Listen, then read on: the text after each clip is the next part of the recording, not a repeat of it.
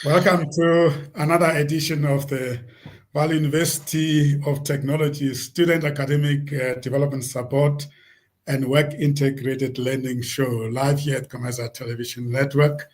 This is the 16th edition, and we are having a special guest this evening, Professor Tshilenge from the chemical engineering, I'm right, you will clarify that, is one of our faculty work integrated learning coordinators, and we're going to be talking everything WIL from the faculty perspective. I'm joined also by Dr. Edwin Mavelane, as always, as a norm.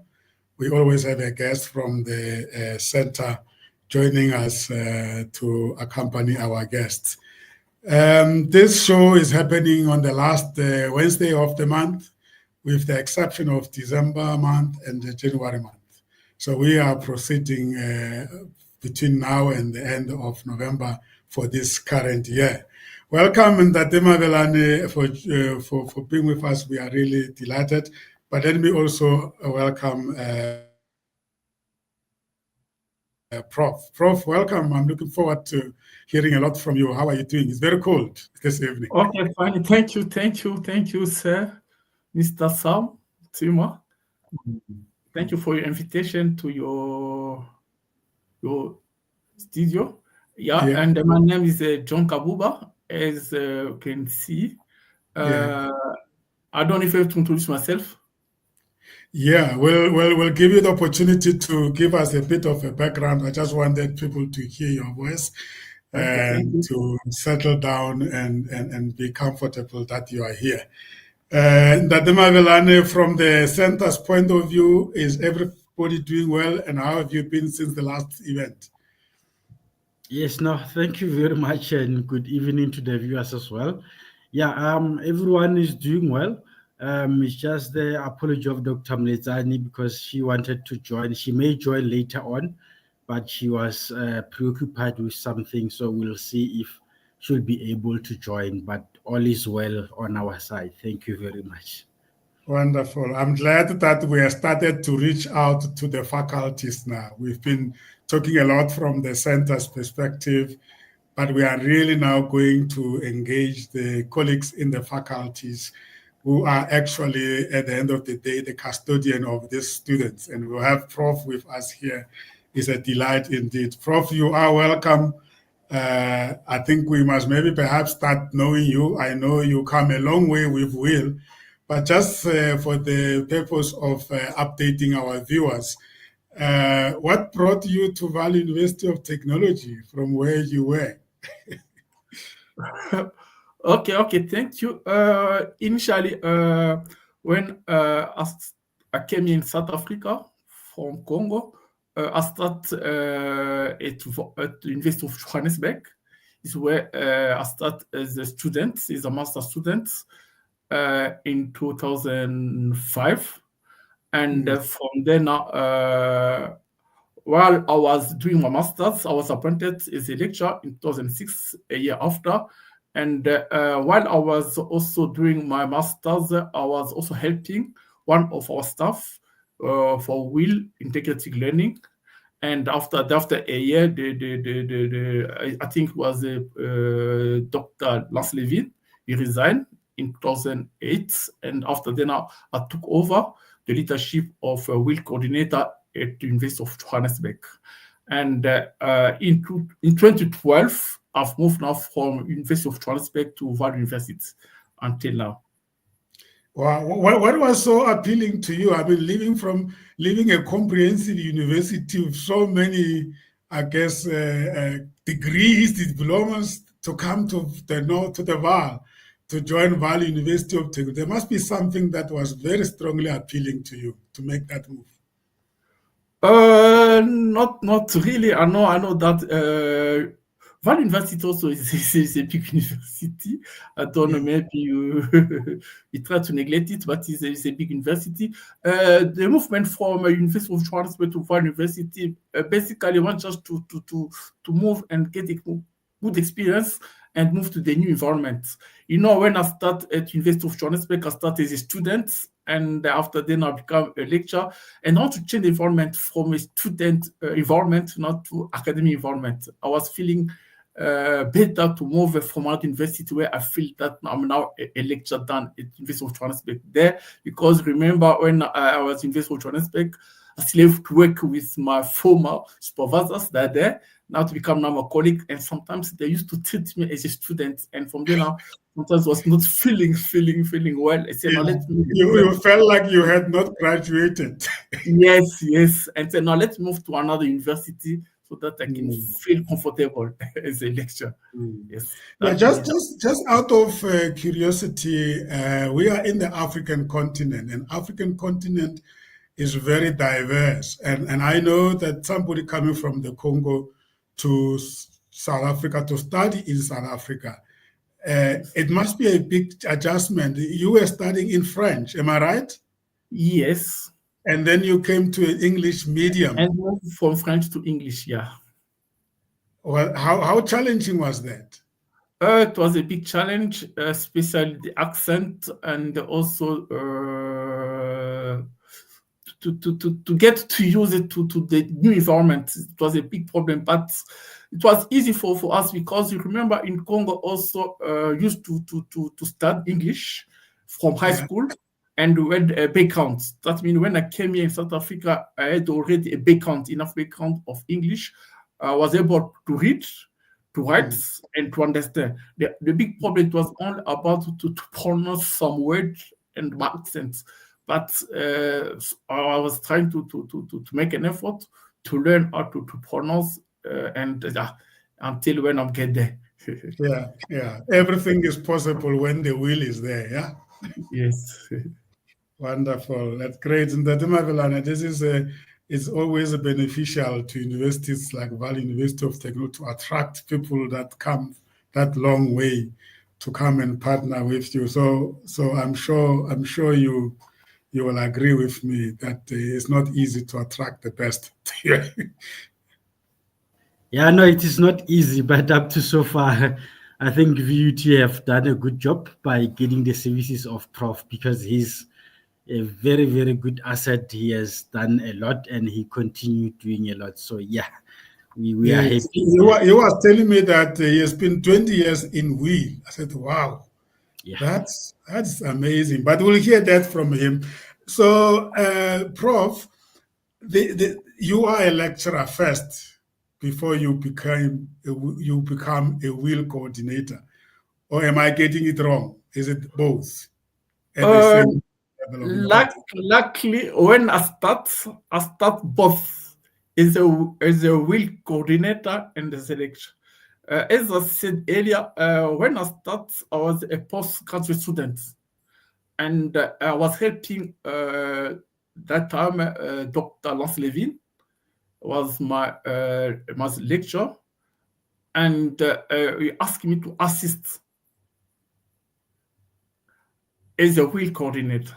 But in that time, I was not fully involved in the interview training. I was just helping to mark some reports, help him to go for plant visits, site visits. And after, so only when he resigned is when now I took over the full responsibility as a WIL coordinator. That means I started as a WIL coordinator, and the same time I was also a lecturer, part-time lecturer at University of Johannesburg. Wow, so that is the full package. So take us through a day in your life as a lecturer and WIL coordinator. When you get into your office, what happens? As a WIL coordinator, the WIL coordinator, there's a process. As a WIL coordinator, the first thing we have to visit the company to make sure that the company are good, are suitable for our students. What you call it, we are visiting the company first. And after visiting the company, and also the companies that are known as a good company, like Sasol, it's no need to go there to visit if it's really a good company. It's known already. And after that now, we are working closely with the Department of Cooperative Education, and those are in charge of placing the students. Now, after placing the students, then now the students is to register. And for them to register, they have to submit a registration form. And that form must be sent to me have to go through the form to confirm that it is a good company, to confirm that the supervisor is a good supervisor. Remember that the supervisor must have a high qualification as students. And you have to check everything there. And after that, now I can approve. After approving, now the student can register. Now, after student register, within 3 months, the student has to submit a progress report. From the progress report, now you are going to the progress report and see if everything the student is doing is related to our requirements. Remember, when student is going for interview training, there's always a learner guide, and the student must go through the learner guide and see the tasks, the required tasks of the students.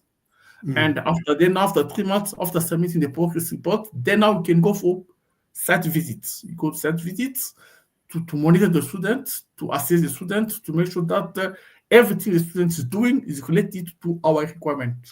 And after that, you have to also to discuss with the supervisor or the mentor, and also get some inquire about the students, and also talk about the students if a student is comfortable and what he's doing is related to what is required.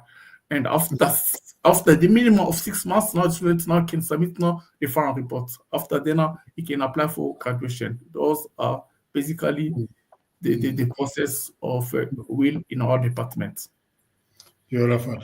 For somebody that is hearing about the WIL and the WIL coordination for the first time, what will you say are the high-level objectives of having students engaged in an initiative like this? As a WIL coordinator, the purpose or our job description is to monitor the students. That means you monitor the student from the first day he registers until when he submits the final report. That we need to the visiting is to monitor them, to go through the learner guide. But what will you say we want to achieve with them being exposed to this program? What other than them, it being part of their studies, but what are the other objectives that you feel the WIL is actually achieving in the development and learning journey of the students? Okay, as a WIL, the student must, that means this what is called we enhance the employability. That means you are trying to assist the student so that they can be able to get the employment. And as this WIL is the bridge between the academic learning and work practicals. That means they now need to allow the student to get that bridge, to link between the academic learning and the work practical, and also to allow the student also to make a personal development. That means for development thinking, and also to allow the student to think wisely when they decide when to for the job perspective. When you get there now, sometimes you find out that the place you are working is not suitable for what is your objectives. For example, a student wanted to work in a mining company, but he found himself at Sasol. Sasol is not a mining company, and he wants to take a decision final. If to stay at Sasol because I want to one day to be working in the mining company, or if to decide to remain at Sasol because it's an opportunity. Those are the things we are trying to assist the students so that they can be able to make a good decisions for their life. Beautiful. And you spoke about the learner guide. Who is responsible for putting together that guide? Is it a combination, a collaboration between the university and the industry, or is it something that is prescribed by the curriculum of the course itself? Or just take us through that. What is it entailing? Okay, the learner guide basically is being designed by the WIL coordinator in collaboration of the program. That means the program fixed by the department, by the university. Each university has a mission and the vision. From the mission and the vision of the university and the program offered by the university, from there now we need now to design a learner guide. And also remember this always twice per year, advice committee. Then now you are inviting the industry to the university. Yes. You are meeting them and discuss what they need, what they can to fill, so that the students can be able to be successful in the industry. And from those information put together, and we're designing now during that. How receptive are the industries to this kind of a structured placement of them? Because it must be a lot of work from their side, being told by the university that here's the student, you can have them, they must learn, but they must learn 1, 2, 3 as per guide. How receptive are they, especially if they have not had the opportunity to have those kind of discussion and influence your curriculum? Or is it a must that they must first have participated in the structuring of it? It's not a must. The purpose of in-service training is just a gap. That is not a must. In our guides, we realized that the tasks, the students is not obliged to complete all the tasks. It depends of one industry to another industry. We found that some industries, they have a project. The student must go to the project. And from other industries, there's no project. That means it's only a routine work. The student must be exposed to the routine work. And also the student have to participate some meetings for the production and other meetings. But in that case, now you cannot say that because the student have to submit a project, and if it's on the project, that means the student is failing, or have to change the student from one company to another company. No.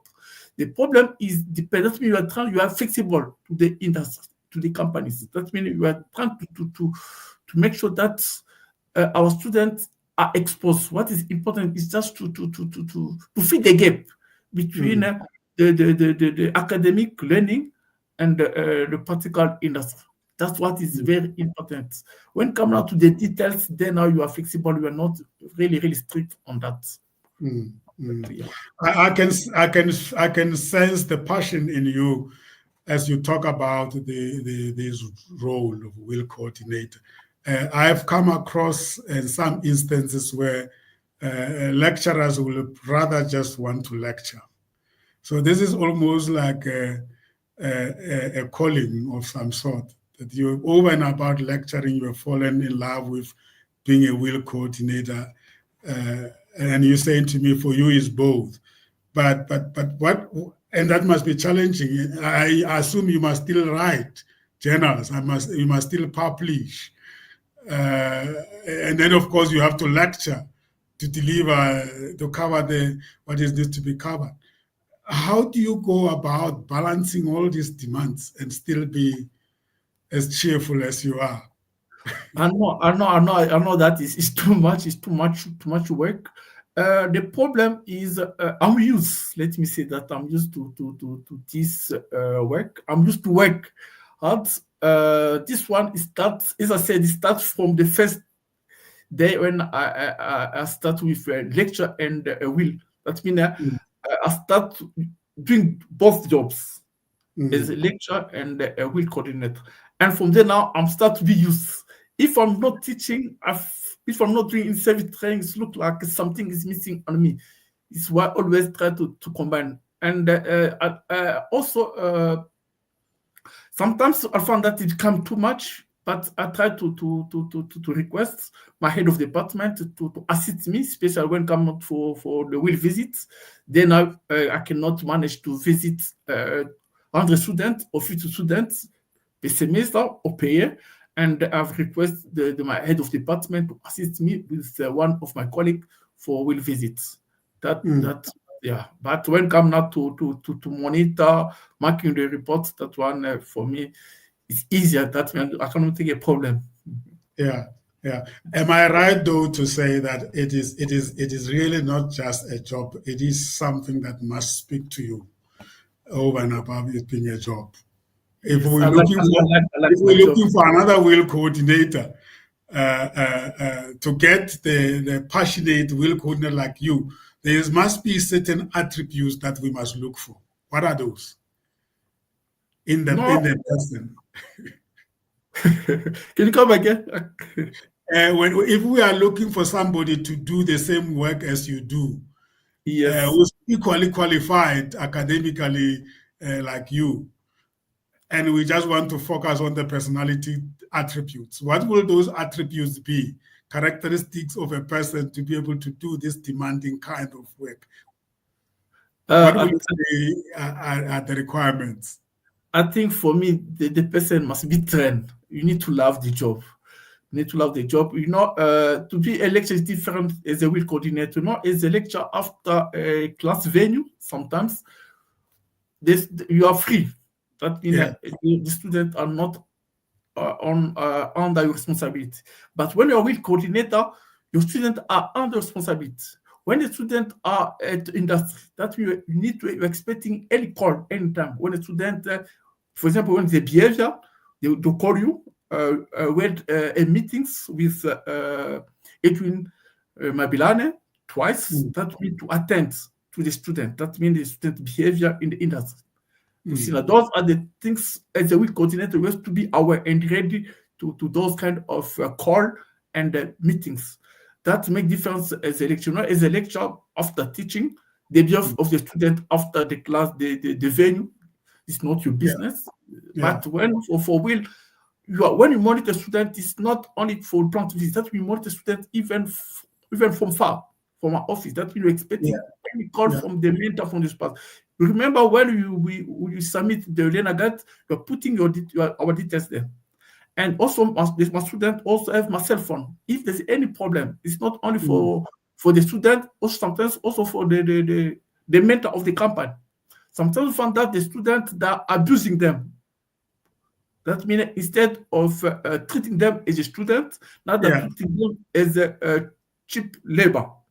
And now become a problem. You know that the students, when they're doing safety training in the industry, they're there to learn. They're not there to work. Those are the things employers have to know. That means the students are there to learn. And when they go to learn, they cannot give the students much work. They have to push them to learn, not to work, not to produce for them. It's to learn. Those are the things as a WIL coordinator, you have to know and be able to understand and to speak to the industry. It sounds like they need to have a replica of yourself sitting at the company to guard against those things from happening. Then, Mr. Mavelan, I mean, the way Prof is explaining this, it has to be a company that is really bought into this idea of the fact that the students are there to learn.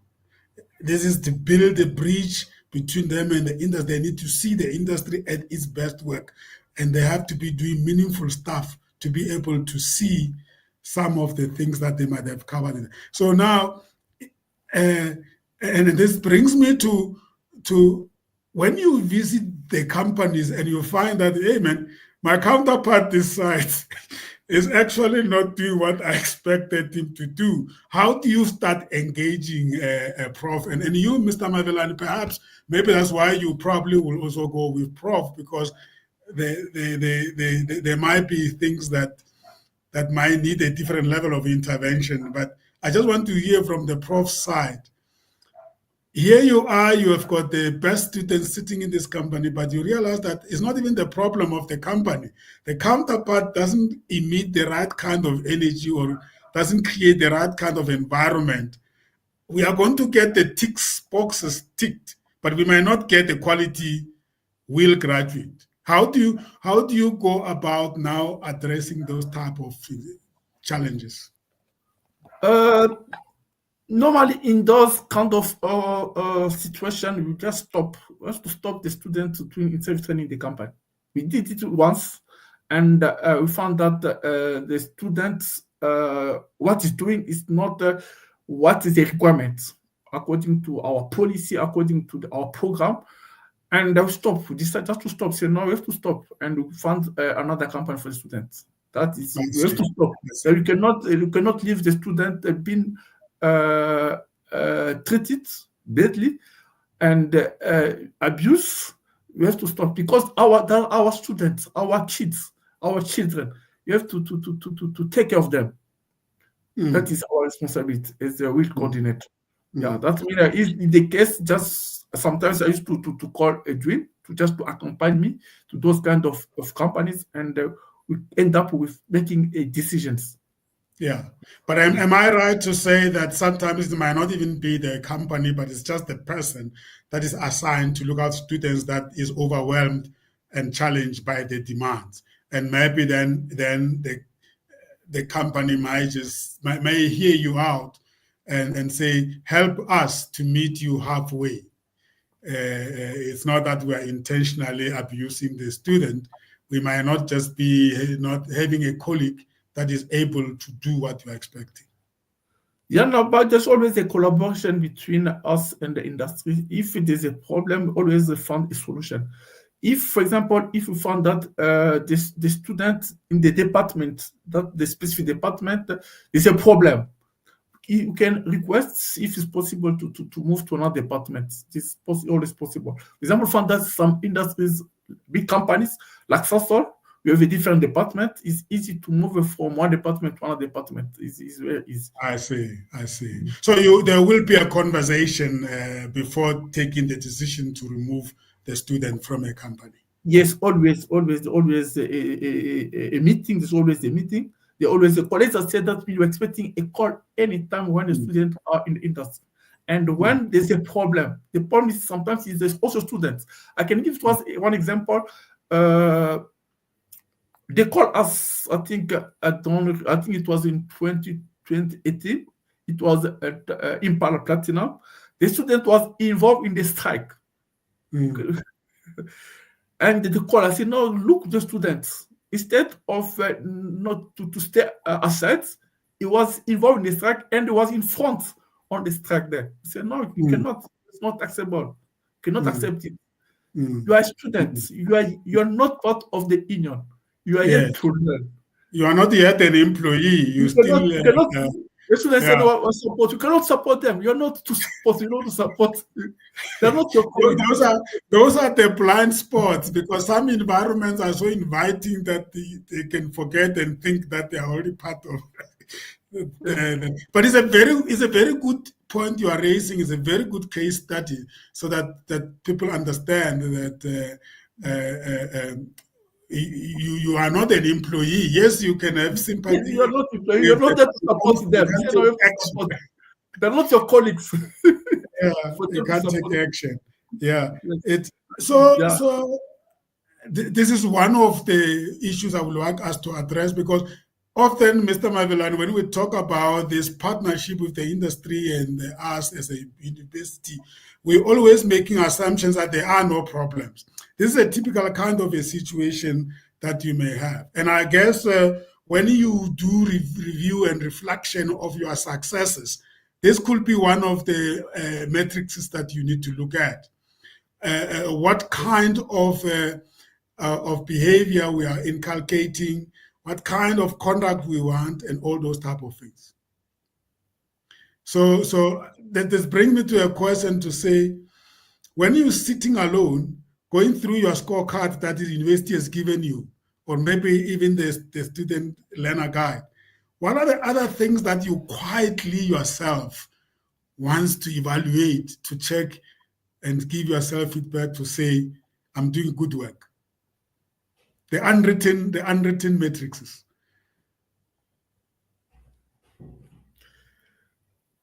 I don't know how to answer to that question. The learner guide is just to guide the student and us as well. But there are many parameters also involved when the students are doing interview training, and I can say, for example, it's also presentations. I did mention that sometimes we find that at the end of the training, there's a presentation.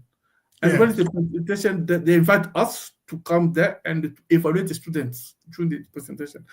And those are the things also we are trying to include it in the evaluations, because at the end of the day, you have to evaluate the students. You need to assess students, everything.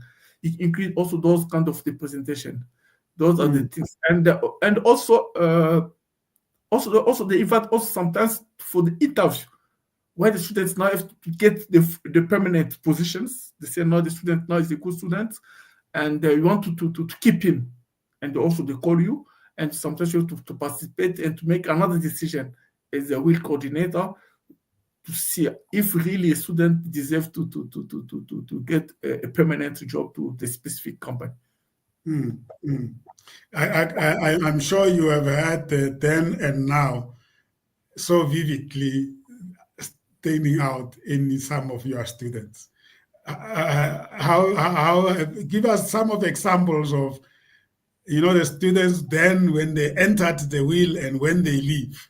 What kind of transformation do they undergo, and what is evident normally in terms of their change?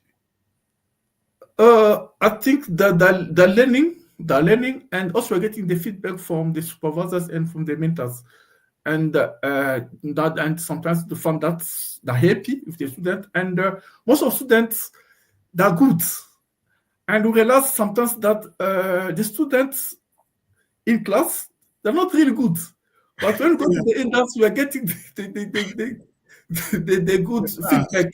Sometimes I'm asking how. But that's and I feel that you are doing a great job. Sometimes you are trying to neglect our students, but they're good students. Because when they go to outside of the industry, we could always get the good testimony about our students. And most of the students that end up being taking a permanent position there. Yeah. And I can understand that for them. When the professor is trying to tell you some things that you can't see, and then you go to your industry, you see those things happening, it must be very, very motivational. The prof was telling me the truth. Here are these things that he was talking about. They are being mixed to produce products. So learning by doing is I guess, is what makes you happy. And I've been told that actually they do the WIL in the last semester. Am I right?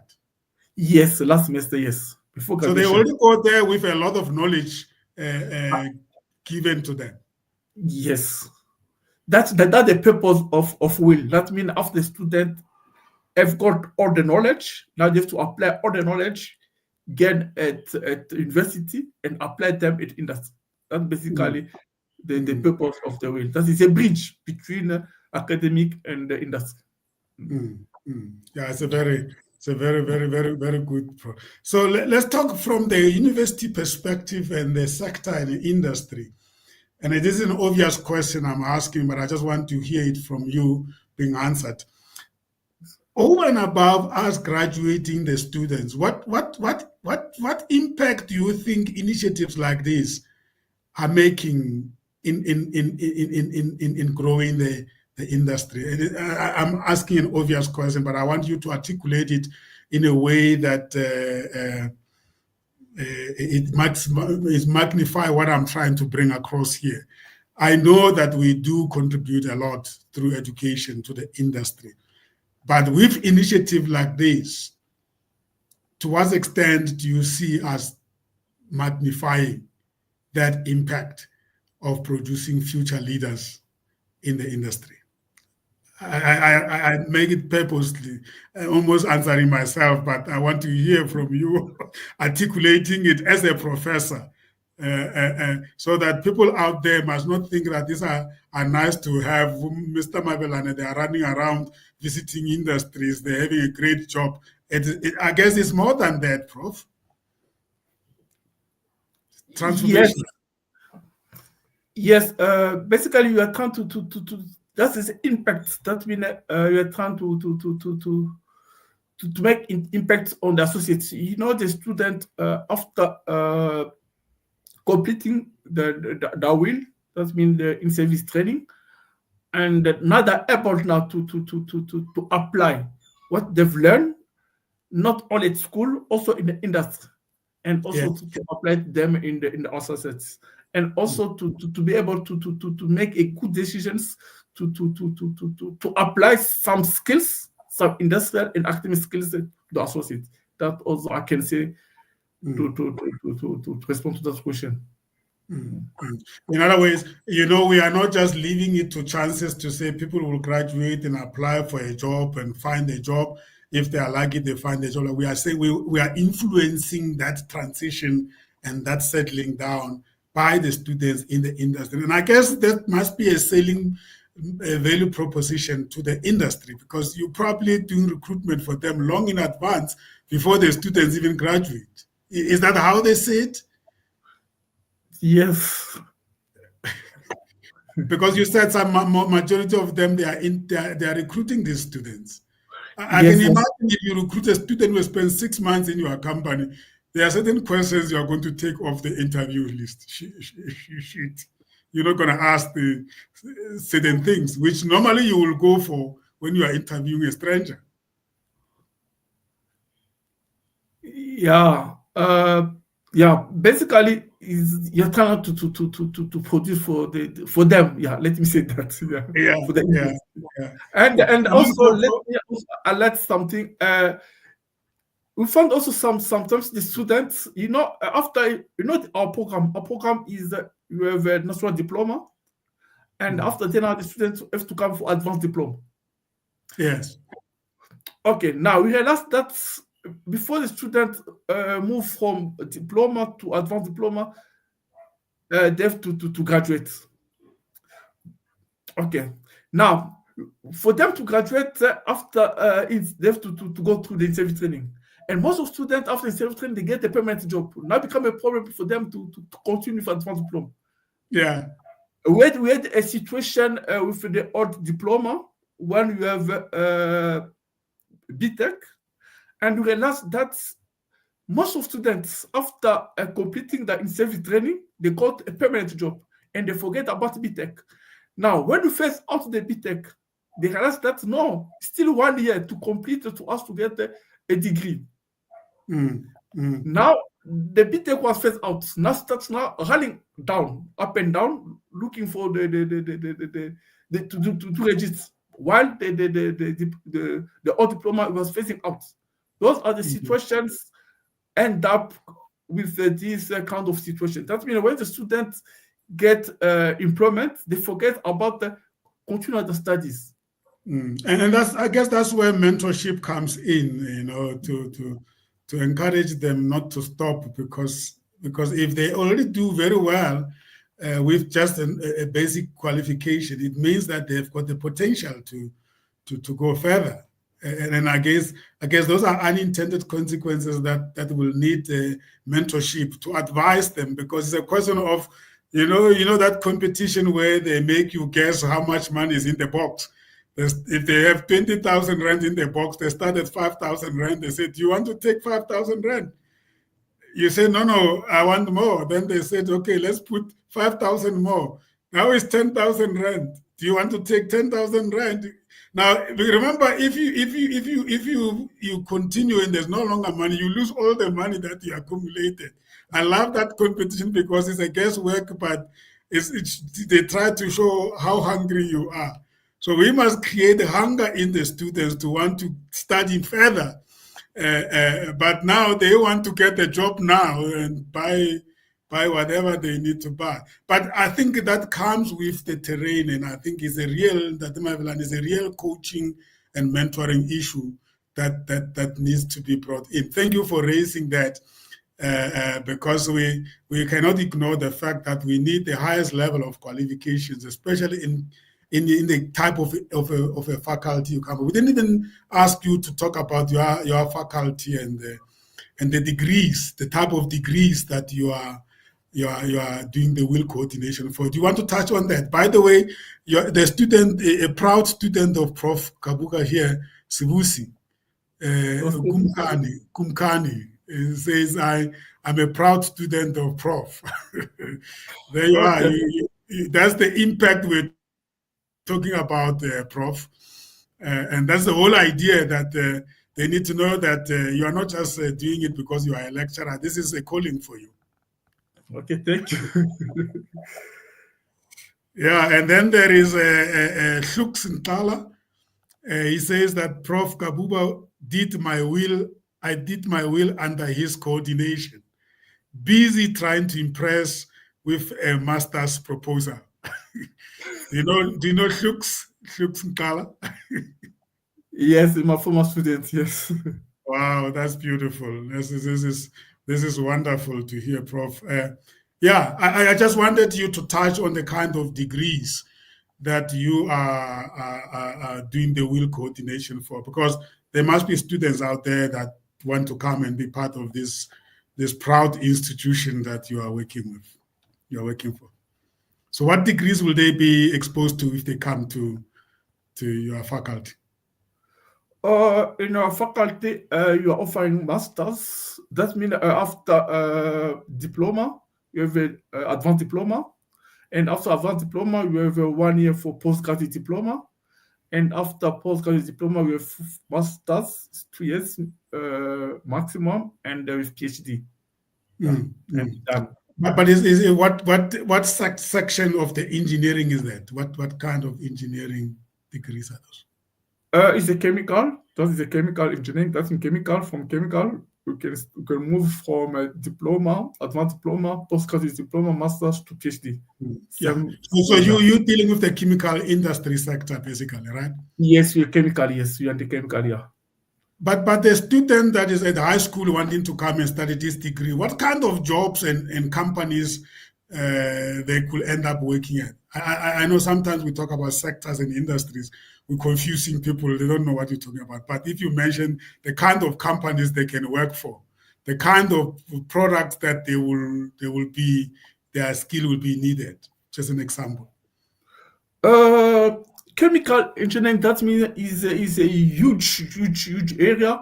As a chemical engineering, that define a chemical engineering is a process of converting the raw material to the final product. A raw material can be anything. Like a wood is a raw material and can convert a wood to a paper. A paper is a product. Now, as a chemical engineer, you can work in the different companies.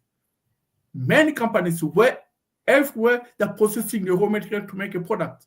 Even for wastewater treatment, that means you're processing water as a raw water, you process it and make a clean water or potable water. That means a process. That means as a chemical engineer, we can work in many companies. I can name those companies. You can work at Sasol. That way they're making polymers, they're making petroleum. You can work at Sasol. The Sasol, when you have to process the coal, as a chemical engineer, we have to process the coal. We can work at Sasol for wastewater treatment. Remember, at Sasol, you are boiling water, and that water must be a pure water. That means as a chemical engineer, you needed to treat that water to make sure that the water, the generating the steam is a pure water to avoid any corrosion in the boil. As a chemical engineer, you can work as ArcelorMittal, where they're making steel. As a chemical engineer, must work there. Where we have to convert the iron ore to the iron or steel, must be there. And also when they're processing the coal, remember they're using a coal to process the iron. That means as a chemical engineer can work there. A chemical engineer can work even in pharmaceutical company. Most companies also they're processing to make those chemicals. Some chemicals are coming from the leaves, some coming from the roof. That means you're processing to make those pills, those chemicals there. Is a chemical engineer. That means a chemical engineer, you are everywhere, even in the metallurgical companies, because they are processing the ore to make a metal. That means everywhere where they're processing as a chemical, you are welcome and your place is there. And what subject then must I take in high school to be able to be accepted into this kind of line of studies? At high school, I think the requirement you need to be good in maths, because when you're processing, everything is about maths, because you have to apply. Math is a tool. You have to apply maths to solve those kind of problems. As a chemical engineer, you are solving engineering problem, and to solve the problem, you need a mathematics. That mathematical is a tool to solve those kind of problems. That we need must be good in maths. And not take a literal math, we must take a pure math. Pure math. Yes. Higher standard. We used to have a higher standard. And also it must be pure mathematics, not life. Yes. So that must be able to solve problems. Yeah. Yeah, you continue. Yes, you continue receiving some compliments here, which I like so much. Skumbuzo Mtetwa says, "I'm very proud of my promoter. He's a brilliant and he knows his story." Okay, thank you. Wonderful, wonderful. It's a wonderful thing to hear the impact you made on people, and at the same time, we want to inform and inspire others to come and experience what others have experienced. So, you know, the universities of technology, like Vaal University of Technology is, or all other universities, they are a community. You don't exist in isolation, and there's cross-university collaboration. But I always ask this question because I would want us to make impact beyond just our institutions. If the universities are listening now, what do you think they can come and learn from us, the way we go about WIL at Vaal University of Technology? I know there's collaboration, there's meeting, they meet, but maybe there are some things that Mr. Mavelane and his team, when they meet at the conferences, they forget to tell people about the university. Let's hear it from the professor himself. What is so unique about Vaal University of Technology in as far as it manages the WIL program? Okay, let me say that Vaal now, currently, I can say it's the best. It's the best when it comes to the WIL. What I'm saying is the best when it comes to WIL. Because when I go to the plant visits, we found that most of the students there are from Vaal University. But if you find some places where the students from other universities, we realize that they're pressing more VUT students than other universities. I was a bit shocked. I said, why is only VUT students? As I said earlier, my students are not my students. In the class, they're not performing well. Yeah. They're failing. But when it comes now to the industry, I'm hearing other stories. I'm saying, what's the problem there? It's only that I realized that no, us we are good. That means you are not wasting our time teaching them. That means you are making a good student. While you had sometimes to neglect them when they're failing in the test and other things. That means somehow you have a good student. And also the other problem is universities like UJ. Now that they're not more finding WIL, now they've moved now from diploma to BEng-Tech. Then now it's a 3-year program. That means it's a 3-year program. There's no in-service training anymore. And now, when you compare that to other universities like TUT, I can see that you are the best. Let me say that. Yeah. I know that and I guess this is meant to motivate them, not to say you will never catch up. I mean, as I was saying, that there are forums where the universities get together and share expertise. And when benchmarking is very helpful. That's why I say that what is it that we are doing that others can learn? And now you are saying it, and you make me curious to say, they might not be doing well in the university in terms of in their classes, in terms of the results. But there must be something that the environment at Vaal prepares them to be this agile and be able to cope with the demands of the world of work. And maybe a little bit of internal survey there, and that they might be learned to say, maybe there's something about our environment that transformed them so much that when they get to the industry, they do well, because performance in the industry is influenced by many other factors. But yeah, so that continues to be work in progress, and I hope we are inviting other universities to say, what are you good at? Okay, maybe if you want to add something, it's also about motivation. Our students are well motivated. As I said, we are working closely with the Department of Cooperative Education, and we found that students, as soon as they're completing the studies, they're submitting their CVs to the Department of Cooperative Education, and they're making everything or the possibility to place the students as soon as they're completing. Those are the things that give you motivation. And besides that, there's always the fundings. Most of the students are being funded. Yes. And the students, some companies used not to take our students because of the funding. But now, most of our students now have funded. Yeah, so the program that the cooperative education does together with the CETAs to find funding, that is the motivation. Yes, those are the motivation fund that the students are well motivated. They fund it. They got everything on time, and they end up now to even to work hard. When to work hard, sometimes you need motivations. When you motivate a person, it end up by working hard. But if there's no motivation, it's when now there's a problem. Yeah, wow. that is our secret. Yeah, that's a big factor. Is it intrinsic, Mavelandes, the motivation philosophy or theory?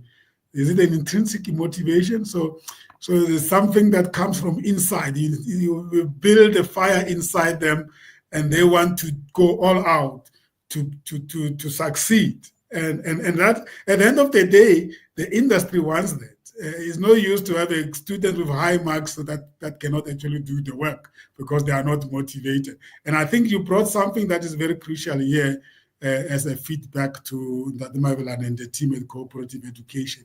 That is a factor perhaps that contributes to that success of this. And then, of course, when they come back to graduate, Prof, then you're graduating a complete human being, not just a student that has got a theory. And so I guess in terms of sharing the value proposition, we could be looking beyond these other metrics to say there's transformation that happens in our students, there is motivation, there is holistic personal development that may not help them in terms of academic results, but in terms of them becoming the ultimate out product that goes into the market from VUT, that definitely cannot be ignored. And you Prof, you were right to pick it up to say it must be sitting in the cooperative education department. Why is it so that in the class they don't get all the marks that all the questions that Prof brings up, but when Prof goes to the industry, he finds them performing? No, maybe Prof, they have high standards for their students, and when the students get out there, they get to realize, okay, it's much easier. Probably they are judging them harshly. As an academics, they have set high standards in order to prepare them. But yes, I agree with Prof. When the students are able to visualize themselves, when they have a clear path to say, I'm doing this from here, there's this next step waiting for me, I'm not going to struggle. That on its own serves as a motivation, as Prof has said. It's more like a matriculant student. When they're in matric, they are more likely to work hard and get good grades or results because somehow they are sure that they'll be able to further their studies. But if there's no hope, they can't see the light at the end of the tunnel, then they might be depleted and not put much effort. So, but this motivation Prof is talking about, it is not only from cooperative education because we are working with them. We don't have access to the students. They are the ones as the department who make the students available. So that cooperation where we work together with the academic department to say, here are the students, how do we synchronize our activities so that they get to benefit the students? But yes, it's just about working together. Thank you very much, Prof. And yes. It's a collective. It's the effort of the collective. And I think the students must be maturing very fast in an environment like that. And then perhaps we can rule out also the relationships that you have with the industry. I don't think every year I don't think majority of the people of the companies that you are working with, you are only working with them from now. They must have been there for years. It's a home away from home for the VUT students, I guess, in the industry. Yeah, no, it is. Just like Prof has said, that those personal relationships, they go a long way. when they are able to call him even on the weekend and he's able to pick up the call and provide the solution, it gives the industry the comfort that they are not on their own. They do have the support from the institution. And whenever he invites them, they are available. Whenever they invite him, he's available. So it goes a long way to build that kind of relationship. And some of the people, they are his former students, they are his alumni, like the people who are commenting here. Some of them, then they are able to come back to VUT to say, Prof, you've assisted me. How can I assist? Do you have students that I can take under my wing? That network where they have opportunities and they are able to share with Prof and the academic department to say, this is the little we can give back to our institution. It also goes a long way. Indeed. Yeah, beautiful. I have another student of the Prof here. Prof, your students are up to cheer you here. And I know they're not just saying it because they love you. It's because of the impact you make. Yes, they love you, but it's also because of the impact you have made in their lives. I have Peza Andrew. Here it says, Prof Kabuba Bafwetu, the best teacher. Bafwetu means the brothers. Yeah. Prof, the best teacher. Thank you. Wonderful. I did say to you at the beginning that this can only be your calling. I mean, this is a demanding work, but they have just demonstrated by the remarks they are making here that this is a professor that is doing something that he loves so much. And he really they're appreciating the impact you have made in their lives. So that's wonderful. That's what, Prof. I think we're gonna call you back. I mean, it's not enough. I have so many questions I wanted to ask, especially in terms of when you are out there in the industry, trying to demonstrate to the industry that. These students, they might be away from campus, but they are still your students. That's why you visit them. It used to be easy, I guess, to go quite a number of times back to the industry when you used to have full year in service. Now you only have 6 months. What has been the challenges of as a result of shortening the time the students spend in the companies? Okay, it's a big challenge, and even now still a big challenge. Most of the companies want the student to remain in the industry for 1 year. And we had the discussions, and last time we had the meeting, we've decided this. The minimum is 6 months. That means the student, when he's going for in-service training, there must be an agreement between the student, the university, and the company. That means when you sign a contract, if it's 6 months, it's 6 months. If it's 1 year, it's 1 year. That means you cannot short it. And we realized that most of the students, they're going for in-service training for 6 months. For example, they can sign a contract of a year. After 6 months, they know that after 6 months, they have to compete. They come to submit the reports and say, now I'm done 6 months, and after that I can graduate. And after that, they go back again to the industry. And that was to say, now that was not right. If the student sign a contract of a year, the student must remain in the industry for a year until when he competes. After that is when he can be able to submit the final report. If the contract is for a year, if submitted after 6 months or less than a year, you are not consider your report.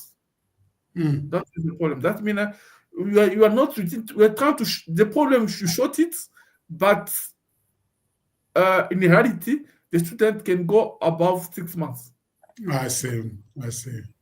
And from the cooperative education department, what has been the challenges of a shortened version of the in-service? Yeah, as Prof has said, I think when we were undergoing this transformation, we may not have consulted widely on the industry because some of these opportunities, as Prof says, the 12 months one, it is mostly based on the funding models because some of the funding agencies, they still have the 12 months funding kind of policies where they said, no, it's for 12 months. And then the companies themselves, there's a point where they would say, by the time the students complete that minimum of 6 months, some of them we've just introduced them to the basics, the safety, the training, getting to understand the culture of the company. We are not at the stage where we would have given them a project as yet, of which project I think Prof will come in here. Is one of the important assessment tool that they use to get to gauge the student if whether the student has already or has indeed learned. So the challenge has been that, but we are able to navigate it. Hence, we are speaking about the minimum of 6 months with the maximum of 12 months, because once they register their training, that registration is going to last for 12 months. That has been one of the challenges, to say, what if I register, but I go for 12 months? What will happen to my registration? But that has been sorted.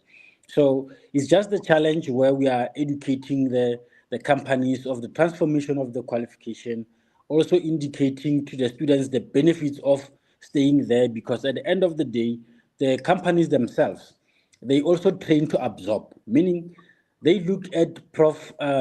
Kabuba's guidelines to say what is it that the student must be exposed to, but the company itself, it has all its own guidelines where they must combine the two, so that by the time they say the student is competent, they, as the company themselves, they are able to can absorb the student. Hence, he spoke about his students mostly being absorbed. That is because they satisfied both the institution and the company requirement as far as the level of competence. So balancing the two, it may the 6 months may be a challenge to balance both what the university needs and what the company is trying to prepare for its future workforce. But yes, we will get there. Thank you very much.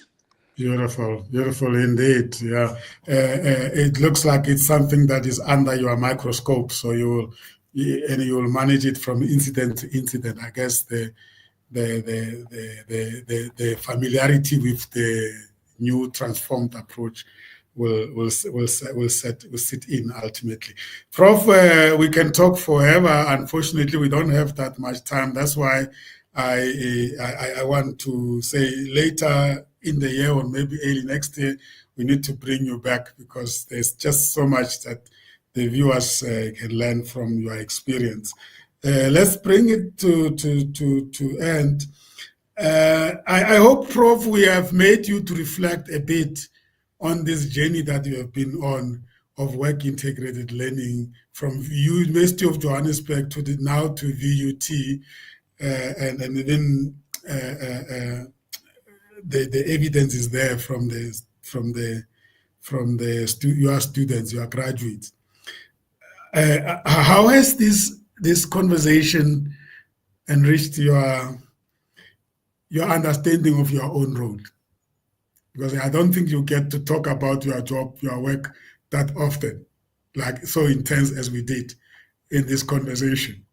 What memories have we brought up, or what emotions have we evoked by making you reflect so intensely around your WIL coordinator role?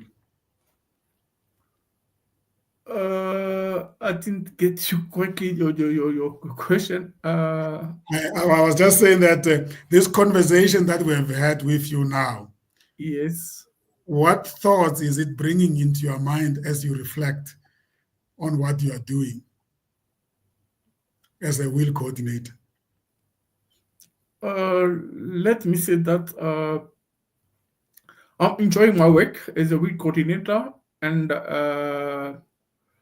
I'm trying to also to improve, to make sure that I'm doing correctly my work, and also I invite other colleagues from other departments to train me to work closely with the Department of Corporate Data, so that we can assist our students to graduate. Yeah, I say that, yes. And also I'm trying also to invite the matriculate students, if they want to get a job, you must come to VUT. For VUT, you are there to assist them from S1 to get the placements, and after placement, there's the opportunity to get a job easily. Yeah, it's what I absolutely. If I was still a student in grade 10, I will be filling my application form straight away to come and join the prof.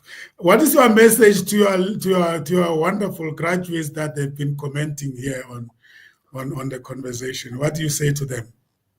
Okay, or just to thank them for those great comments, and if they still have to do postgraduate student, they're welcome to complete their studies. I always say that